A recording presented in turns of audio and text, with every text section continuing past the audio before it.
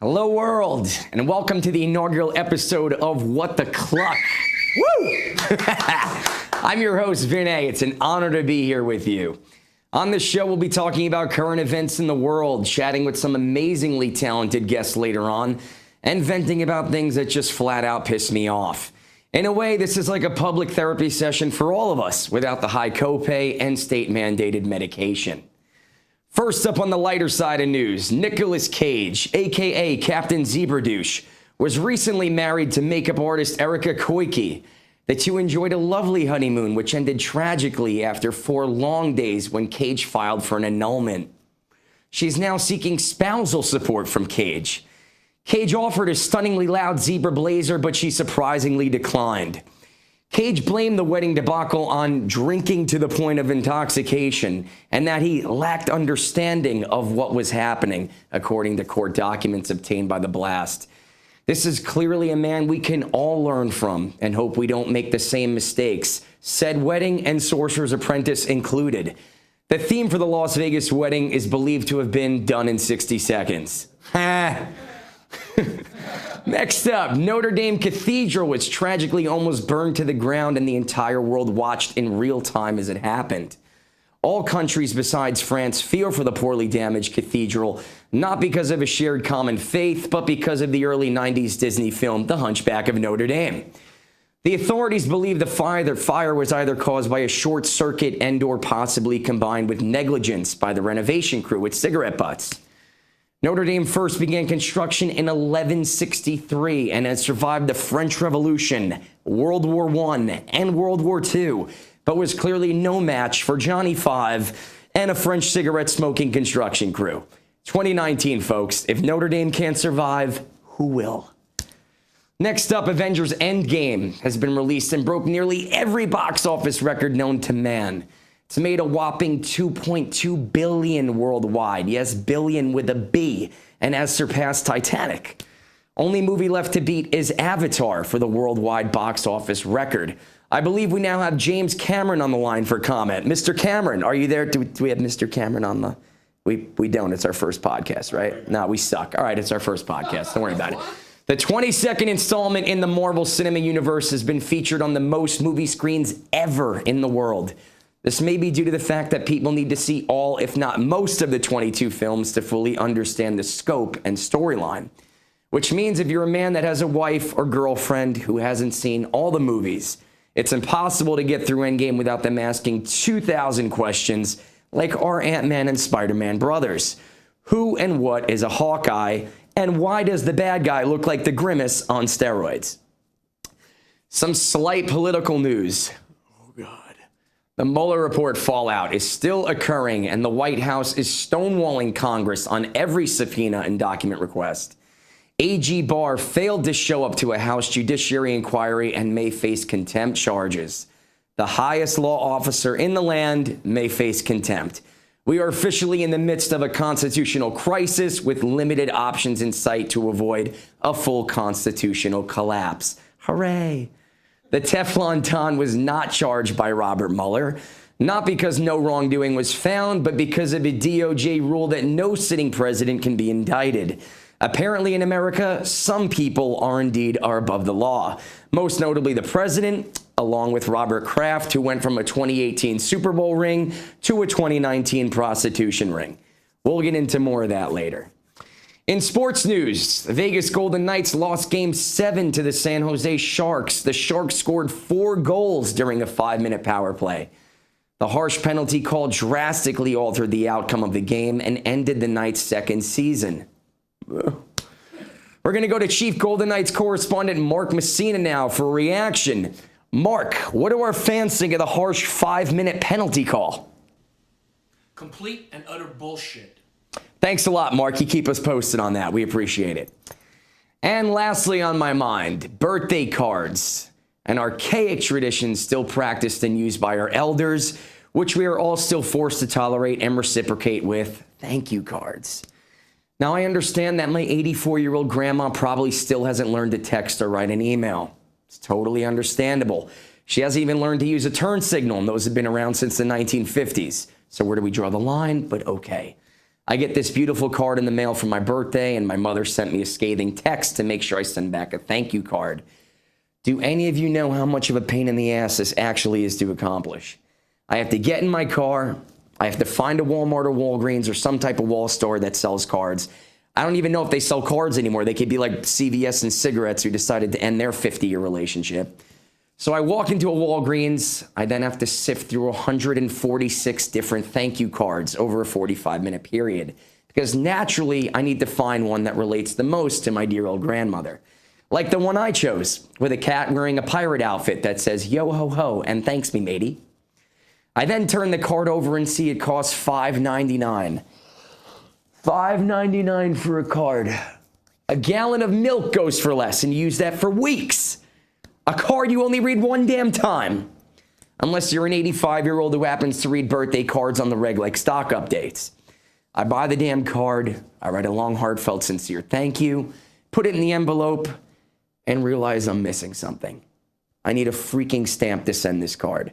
Where does one get stamps? Do you go to a grocery store? Do you go to a post office? Do those exist? I get back into my car, find a post office. I walk in and see a massive line that consists of 30 people, all over the age of 75. After 1 hour of waiting in line, I get my stamps. They can't sell you one. You got to get a sheet of stamps. And I mail the card out. End of the day, I made my dear granny happy. And that's all that really matters. But older people, can we stop sending cards? Can we all just send an email or text? It's the same damn thing. It doesn't cost $10 in gas, $6 in cards, $3 in stamps, 2 hours of searching and waiting. Everybody wins. But then I realized the reason they all do this, it's their full-time job. It's a full day affair sending a card. It's their retirement activity. I realized this in full when my grandmother sent me a card a week later that said, Happy Earth Day. Okay, we have a great show for you. We have Las Vegas icons Keith Thompson and Jimmy Denning here from Tenors of Rock. Let's head over to the coop and get into it.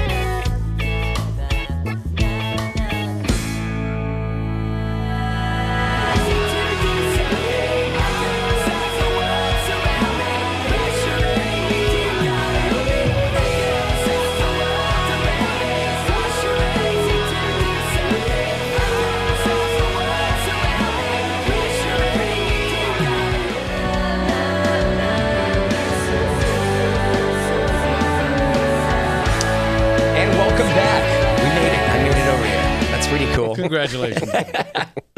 Awesome. So we have Jimmy Denning from Tenors of Rock here. What's up, Jim? Good afternoon, mate. Thanks for coming, man. And I got Keith Thompson, Las Vegas icon. Thanks for coming out. Nice to be here, Van. It's so good to have you guys, especially this early. You know, I woke up a half hour ago. I don't think I've ever seen you then this. I've never been up this early. I've never been up this early. But thank you guys for coming out for the inaugural episode of What the CLUCK. So I just went into that monologue over there. I went into birthday cards because that's like a real thing for me. Do you guys still like send/receive birthday cards? Like, is that a thing that you do? I send them online. You can go to these little services like Hallmark has e-cards and Jackie Lawson has these cute little magical cards. So you don't physically go to a store and get a card? Nah. No. But it does. I think it costs money anyway. So even to get it online, you got to do that? Yeah, a little bit of money. Not much. Wow. So why don't you just send a text or an email? It's still the fact that people want to get a card. That's trashy. That's trashy. Yeah, you want to be Wow. classy. You want to say, like have that extra thought. Somebody says, "Oh man, they thought about me." Oh, Not that's just like, cute. "Yeah." Do you do the Facebook thing? Yeah. Facebook birthdays? That's how I remember everybody's birthdays, the Yeah. Facebook birthday stuff. Right. Yeah, I wouldn't remember anybody's if it wasn't for that. I agree with that. Even like my own family. Wow. Okay. So that's pretty good. All right. And what about you? Is it an English thing, or did they do that over there or no? I point blank refuse to send cards Thank you. to anyone for anything. I like it. I feel like that's the progression of where it's going. It's literally one of the, it's like the third or fourth thing you say to a new girlfriend. I mean, fortunately, I've been with my good lady now for very nearly 7 years. So, but before that, I mean, I would think, I can think of a couple of, important questions. I sleep talk. I maybe drink too much. I like football. And then the fourth one is, and by the way, for your birthday, I'll buy flowers, I'll buy a present, but I will not be buying you a card. Nice. How does that go over? Oh, well, they were ex-girlfriends, so Amazing. So yeah, I found a keeper in the one that I have right now because she hates cards too. Okay, cool. All right, so I'm not the only one. I feel like it's like a generational thing. It's like the most important thing to my mom. Like, she doesn't want a gift. She doesn't want me spending any money. All she wants is a card. Okay, can I say this? Yeah. I run a nonprofit, right? Yes. And part of the nonprofit is that some of the people who are donors absolutely want a handwritten thank you card. Okay, so it's not just you can't type it, and my penmanship is like an axe murderer's. It's like Me too. Me too. I have horrible handwriting. Yeah, I know. But that's what they require. They want it. If you want them to keep contributing, and I think that's great because it's old school. It's from another time, really. But I think it's something we probably shouldn't forget about. It is old school. I agree. It's got that personal touch. I mean, again, like if somebody's doing something great for me, like with you guys, I want you to come over. Let's have a glass of scotch. Let's enjoy. that's personal. Yeah. Hooray for scotch. So, okay. All right, so birthday cards. I'm glad we got that out of the way. I needed to know if I was like the only one that's completely fucking mental over this subject, because for older people, you got to have it. For younger people, don't give a shit. So it's just, okay, cool. All right. So me and Keith, we worked on this project called Enough is Enough. Yeah, we did. Which the shooting happened out here in Vegas 10/1 when I first got out here, and that totally sucked. And I wrote a song. You were so kind enough to help me arrange it, get everybody together. I didn't know anybody out here. And you dropped everything and did that for me. Recently, we just had another shooting at a temple where somebody died. And we also just had another school shooting in Colorado. What the fuck is going on with this country? Like, you've been around a little longer than I have. Not to say that you're seasoned. I've been around a lot longer. You're seasoned. I wouldn't say you're old. You're seasoned. Seasoned. Have you ever seen it like this? Like, is it getting progressively worse? Like, what are your thoughts on this country with guns and everything? I think that they mark Columbine as like the beginning of what seems like a rash of these things happening. That was the beginning of the end. I think it was 20 years ago too. Yeah, but did they have them before that? Yeah, I'm sure they did. I mean, we watched movies about Bonnie and Clyde, how they would go and shoot up everybody, I don't know. We glamorize it. I don't know what these hate shootings are, though. These ridiculous, like walking in and shooting a bunch of kids. Yeah. It's sad. And it's the rhetoric, I think, which it comes down from the top. And it always comes down to, is this a gun control issue? And is it, or is it a mental health issue?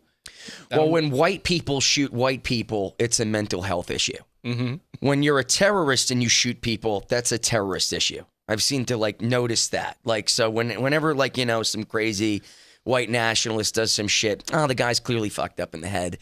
But when you're Arab and you do it in the name of God, it's a terrorist thing. I don't get it. I still think when you look at other countries than us, this is the one country where it's happening repeatedly. Yep. In the UK, I don't think it happens at all. I think the numbers. Do you know what? Funny enough, it did happen. It happened about, I'll be getting the dates wrong, maybe 20, 25 years ago. We have the Massacre of Dunblane, which is a small town in Scotland. Very, very middle class, beautiful, scenic, all that kind of stuff. And a former caretaker walked in with a slew of weapons, which are very, very rare in Britain, obviously. Right. And and slaughtered a lot. I think there was maybe 20, 30 kids, and some teachers got killed. Wow. So it did. That was a big deal for us, because we just don't get the level of gun crime here. But I kind of agree with what Keith was saying. I don't think it's, generally about gun control. And I stay away from subjects like this because I always find, like, American politics I'm fascinated by, and I love the conversations, but I keep my opinions to myself. I think it's more respectful. I'm not, a lot of people do, especially in the entertainment business. They don't want to say. Do you know what? Genuinely, I'll say anything to anybody at any time. But my genuine feeling is that it's disrespectful for me as a visitor. And I'm now a resident here, but I'm still not American. I've not gone through the history. I've not gone through the same things that your folks and grandparents went through. So I always think it's a very sketchy area to have an opinion. I have my own personal opinion, but it will remain my own personal opinion. But as far as we're concerned, in the where the massacre was concerned in Scotland, I think it's exactly the same as in America. I think it's a mental health issue. I think it's try and deal with the problems. And also as well, you're going to get evil. It's pure and simple. There are people on the planet that will do bad things. Yeah. And, some of them are in the White House. Yeah. But I think these kids and stuff that go into the cinema, the Columbine issue, the Parkland shooting down in Florida. Yeah. These were all kids that I don't know their backgrounds. They're bullied kids. They were bullied. I mean, they were bullied. They were told that they can't be artists. They were told if they had purple in their hair that they were weird. And I'm like, that's not the way to deal with it. And I think the mental issue is a huge thing. Yeah, it is, but you can't separate it from the fact that if they had to pass background checks, or if guns were not so easy to get, of course, and they are so easy to get. They are easy to get. I feel like if you're 25 years old, you're not allowed to rent a car till you're 25, but you're able to go in and buy an assault rifle at 18. I think that's bullshit. And again, I'm a gun owner. I have a gun. I have two. I don't think anybody needs an assault rifle. Mm-hmm. Is my opinion. I don't think you're going to have an army of deer coming at you that are also armed, in which case you need an assault rifle, are my thoughts. Okay, but yeah, okay, so America's a little fucked up. We're on a bit of a bender right now. We're like heavily drinking into the 3 and 4 a.m. into the night. That's where we're at. You're Nicolas Cage. We're Nicolas Cage right now. Cage. We're Nicolas Caging it. That's what we're doing. Yep. And so we need to find a hot wife. Yeah, we got to find a hot wife, divorce her immediately. But England's kind of like that too, where they're kind of like our drunken older Britain. They're kind of like our drunken older sister too, where they're like, all right, America's fucked up, we're gonna be fucked up too. So they're going through this whole Brexit thing right now, yes. Which again, it's that whole nationalist feeling of we want our country back, we want it to go back to the way it used to be. We don't want to be a part of the EU. What are your thoughts on this, Jim? Well, Brexit happened. I think about 6 months before I moved over here to Vegas. Smart move. And at the time it was really quite funny because anyone over 50 in general wanted to leave. Yes, to leave. It's true. It's and everybody another under generational 50, thing. And yet again, it was the generational thing. But we've always known. Even I remember prior. I'm that old that I can remember us not being in Europe. But I remember it just being so easy to travel anywhere. So the travel issue, things like that. We've always traded with France and Germany and Denmark and all these kind of other places. We've always had a very happy relationship, apart from the Germans, but that's a touchy subject. But we've always had that. And I think the problem comes when your courts in Britain, let's say, will convict someone of a murder or a fraud or something like this. They will then appeal it to the European Union courts, and on a lot of occasions those have been overturned. And that kind of infuriates a little bit because the difference is we're all different. Everybody's different. Even moving here to another English-speaking country that's very, very similar to our own, we're all still very different. We have different ways of going about things. And that's, I think, what people... That's the one thing that's really sticking in people's craw a little bit is that the Italians, the Spanish, the French, they have certain personality traits. We have certain personality traits. The Scandinavians have. Just we're all very different, but live very close by. So by all means, be friends. But it's very difficult for a court where you may have a Belgian judge talking about a situation in Britain, which might be very different in Britain than it is to Belgium. So that's kind of my kind of thoughts on it. I love being European. I love the fact that from any airport in Britain, you're literally 2 to 3 hours away from any capital city in Europe, which is kind of just amazing.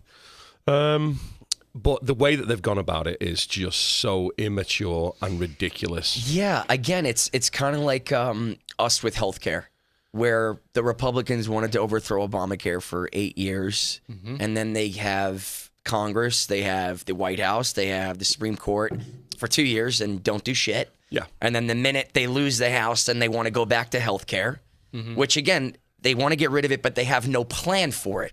So it's kind of like, I looked at Brexit kind of the same way, where people wanted this Brexit thing. I think Nigel Farage wanted it for a long time. Of course, like this party was always like, they wanted to be like out of the EU. Yeah. And the minute they get it, they have no idea what to do. Like they have no idea where to go, what to do, how to go about it.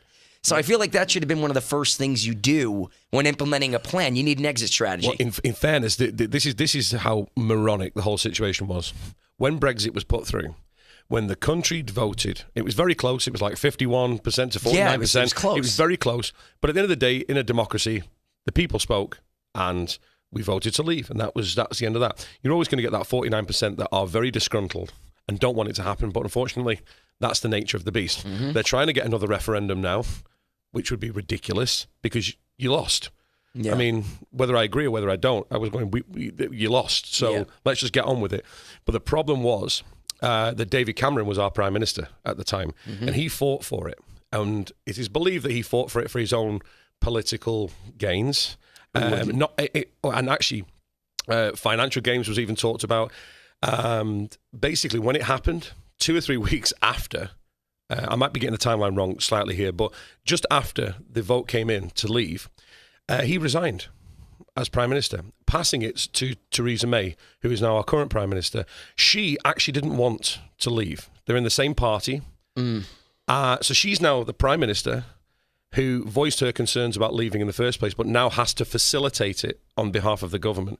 So there's a whole, the whole thing's a mess, and essentially, just like your healthcare. Yeah, it's nice to know that Britain's with us, man. It's just one side against another with no thought for the people who are really in the middle of it all, and that's essentially what it is. It's the same thing with the gun control. You'll never get the kind of gun control legislation that you want, that people really, really want, because there is two sides to that argument, of course, but there's too much money in it, and that's essentially what it all comes down to. The healthcare, healthcare, I can't even understand and try to explain to people back home what the situation is here in a country this great.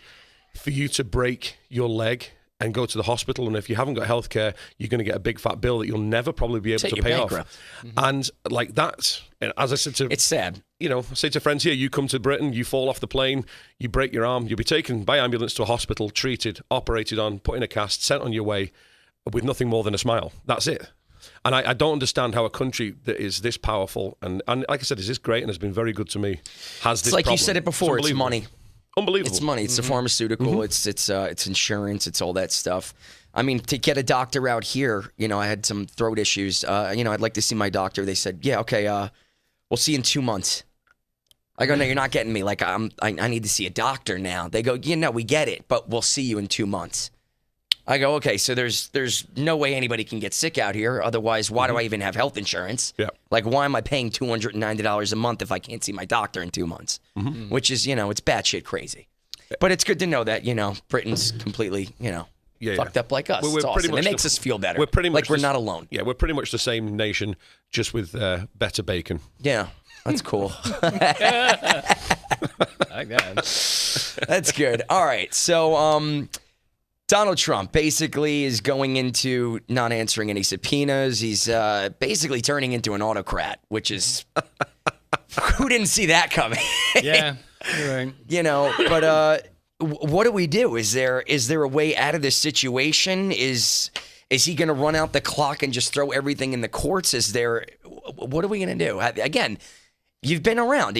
We see Nixon when he had a subpoena and the Supreme Court says you have to, release the tapes. The guy released the tapes. Yeah. Well, he fought it, but he eventually had to. Yeah. And we're going to go down the same exact road with this guy. I guess so. I mean, I don't know what's going to happen.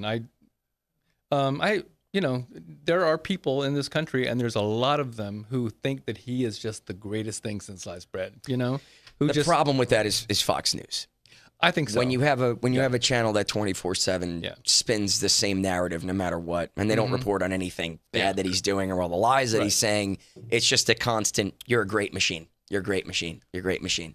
And that's why that 30 to 40% is always going to think he's great. They think the nation's in great shape right now because we have a great economy, and that's all that matters. And it's like these are people who I thought might have values and like maybe respect law and respect the fact They used to. Yeah. Before he came along. Yeah. Yeah. And anytime you try to open the conversation, first thing they say is, yeah, but Hillary, or yeah, but Obama. They always go back there, They man. do. They always got to go back to the boogeyman. Because she's not president. I know. Well, it's fear. It's fear-based. You know, that's their whole thing. That's their whole engine. Is the fear engine. So it's difficult to have civil discourse whenever you can't get people to engage on a factual level. Yes, that's very true. It's hard because we used to be able to talk politics out here, Jim. Like people used to be able to have their opinion, you'd have your opinion, and you'd come together and okay, that's your opinion, and this is my opinion, and it's cool. And I have tons of conservative friends and whatnot. Yeah. But now I think I said something online like maybe a few weeks ago, and I try not to be very vocal about my political beliefs because again, I know a lot of my fans are older. I know a lot of them are lean conservative, and that's totally cool.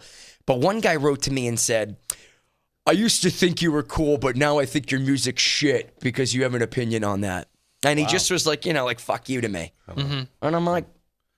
All right, it's sad that we've reached that point where just because I have a differing opinion than you're going to be like, my music's shit. What a great loss to the Bronx wandering audience. It was audience. a great loss, man. This one guy, man. Yeah. Like, well, sad. I have to be careful about that, too, because I have to always understand that people have their own opinions. And so we respect that, just like I want my opinion to be respected. I have to respect the fact that people have different opinions. Yes. But yeah, I mean, like I remember there was a singer who came to do a show over at the Smith Center at one point, and she, just started letting them have it with, her thoughts about what's going on right now in our government.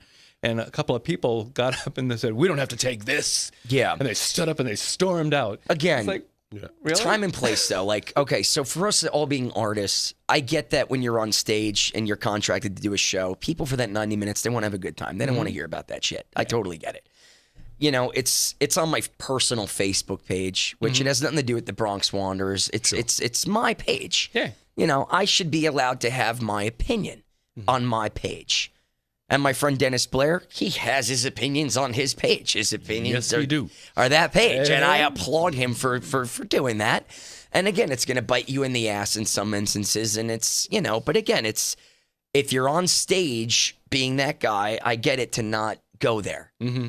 But if you're off stage and you're having an opinion, people look at me and go, "Well, Vin, you're an artist. You're not allowed to say what you feel or think." I go, "Fuck you." Wait. I go, "No." That's the whole point about being an artist is we actually do create work. I write my opinions. Yeah. I write how I feel. Based on our thoughts and our feelings, and that's how you change the world, man, Jim's sitting there like, I'm staying way the hell out of this. It's like, I'm not touching this with a 10-foot stick, man. Yeah, it's a funny one, isn't it? It's a funny one because I'm a kind of believer that people buy a ticket to see a show, then give them a show.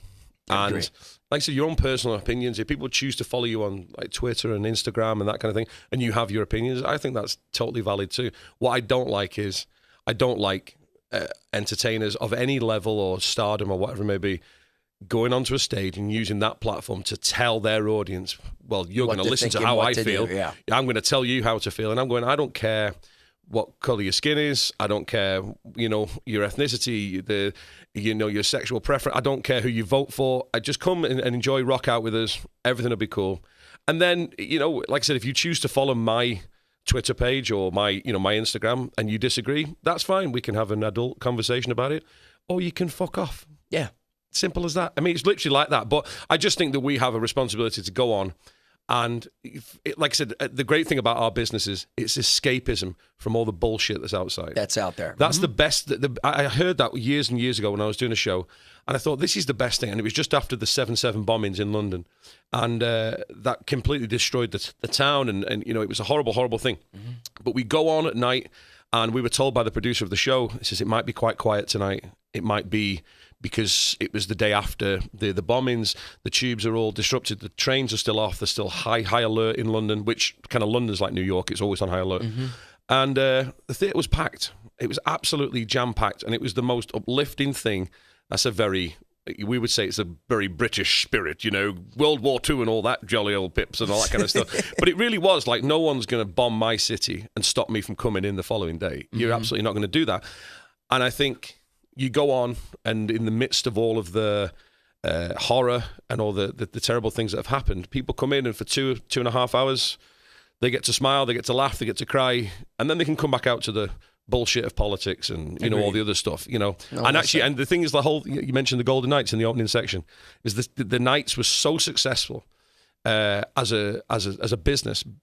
I do truly believe because the city came together after the shootings, and everyone needed something to get behind, and then of course the guys went off and smashed all sorts of records. Yeah, it was fantastic. But yeah, no, I think that's a very that's our job, to leave your problems at the door, come in and sing with us, and then go back out to your problems. Amen. Because we can't get rid of the problems, but we can make you forget about them. I should have that on a t-shirt. Yeah. Merchandising now available through What the Cluck. No. Yeah. Cool, man. Very well said. Very well said. Let's talk about Vegas for a bit, because I know you're from New York with me, right? Yeah. You're from New York. Mm-hmm. You're not from here. We're all implants. We all came out here. Like you said, we all got behind a brand new team. We all came together. I love the community out here. I think it's a really cool community. I didn't think it would be. No, me neither. Yeah. I didn't think it would be, and it is. It really turned my head. I'm seeing a lot more of the corporations, though, with parking, with resort fees, with all this stuff. Have you seen a dip in tourism, in a difference in shows, and a difference in shows leaving? I know since I've been out here, I've seen over 32 shows close. I've seen a lot come and go. And it's a scary environment, especially this is what we do for a living. It's not easy to hang our heads on this is what we do. So, what are your thoughts on this town and how it's progressed, and from when you got here to what it is now? Me? One of the most asinine things that I think has happened is the trend toward having to pay for parking, and not just pay a little bit, but pay 14, 16, 20 bucks. Yeah, it's no little thing. No, it's not. And that has discouraged people from coming. It literally is so stupid, counterproductive. I mean, like, it definitely makes a difference in the business that we see doing shows, because you try to convince people to come out and say, I'm not going to go because I'm not going to pay for parking. And so that's what happens if you're working in the big casinos. And if you do stuff downtown, it's always been a little bit of parking. I mean, you pay $3-5 or something like that. That's reasonable. But having to pay $20 just to go, just for a couple of hours, so you go into, and there's ways around it, like go join the rewards program, that kind of thing, all that stuff. But again, they have seen a dip in tourism out here. Big time. There was a big dip in tourism anyway after 1 October. Yeah.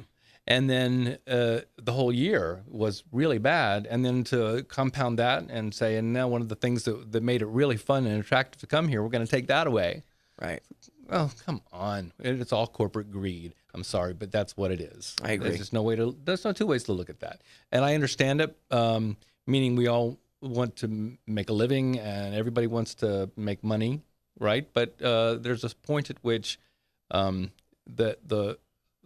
fat cats end up making all the money, and we suffer because we're the people on the bottom who are, trying to create the products, who are trying to lift people up. But then again, I think the fat cats are losing out, because all the talk of Caesars Entertainment being sold, and I think there was a report out that said the value of the business is $23 billion, but they're in $18 billion worth of debt. Yeah, that's right. And so if anyone wants Sounds like my credit. So if anybody wants to come in, it's just a measly $5 billion and a hell of a lot of debt to take on to try and recoup the losses on. And I think that is, when I first started coming to Vegas in the mid-90s, I used to come for all the boxing events.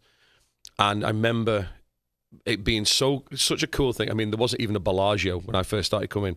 Those kind of hotels weren't even in existence. But it really was, you could get a buffet for what would now be probably equivalent to about $7-8. You could get a drink, or I couldn't drink at the time, but I remember my mum and dad saying it's so cheap. You paid money to go and see the shows, and to see the big headliner or whatever show you wanted to go and see, and maybe for the boxing or for some sort of special event, and maybe if you went out for dinner. But he said in general, if you stayed at the Flamingo or you stayed at Bally's, wherever it was, you went to the buffet, $5-6, you had a couple of drinks at the bar, but now, you know, the buffets are $40. They're nickel and diming and now you for everything. Because I see a lot of British people come to our shows, obviously, right? And we even co-run our football team back home, Rangers. We have the Las Vegas Supporters Club here, and we get a lot of visitors to the club. Oh, that's cool. And they all come in and say, "Where's cheap to drink?" And you'd think that that would be a silly question, but it's actually not, because there's a lot of working people coming over here. They're spending their good money to get a hotel and a flight to try and invest some money in the town. And they're saying, where can we go to drink? Because even if you think, I'll go to a Walgreens or a CVS and pick up a bottle of Jack Daniels or something like that, it's still $10 more than it is at My Smith's around the corner here in Summerlin. You know what I mean? And it's, like I said, I think people are just being ripped off now. And I think that downturn in tourism is absolutely the reason for all of these corporations struggling financially, and the parking, and it's just like every way to get people's money. And everything struggles. The shows struggle, the restaurants struggle, everything is struggling because, again, it's decisions from the top down that are affecting everybody under it, which I totally agree. See, like, I'm like kind of sad and pathetic where now, like, that I've been living out here for 2.5 years, if you drink at the Aria or the Cosmo and you want to drink, it's like $22 for a martini or something like that. Now, keep in mind, you're going to have a girl with you or a guy, and it's going to be $45 for 2 drinks. So now I've turned into that guy where I carry around a flask in my booby jacket, and I basically ask for a glass of ice. Yeah. And I take the glass of ice. I'll either go to the bathroom and I'll pour in my drink, and that's what I do. Can I tell you a funny story? Yeah, do you know please. What? Just after the Bronx Wanderers started at the Link, I brought my family to come and see the show. And we kind of did the same thing. My family sort of left. They'd had a long trip. They came and saw the show. They went. So me and Vin had a drink, and at the bar, both had flasks on us. I swear to God. like seasoned Vegas veterans. But the funny thing is, funny enough, you mentioned the Cosmo. My sister and her husband came over, and my girl Yvette took them to the Cosmo for drinks. They wanted a nice drink at the Chandelier Bar. Yeah. Fantastic, no problem. So I was doing a show. So as I came back after the show, they were a little bit worse for wear for drink. And they said, we'll meet you at the Chandelier Bar.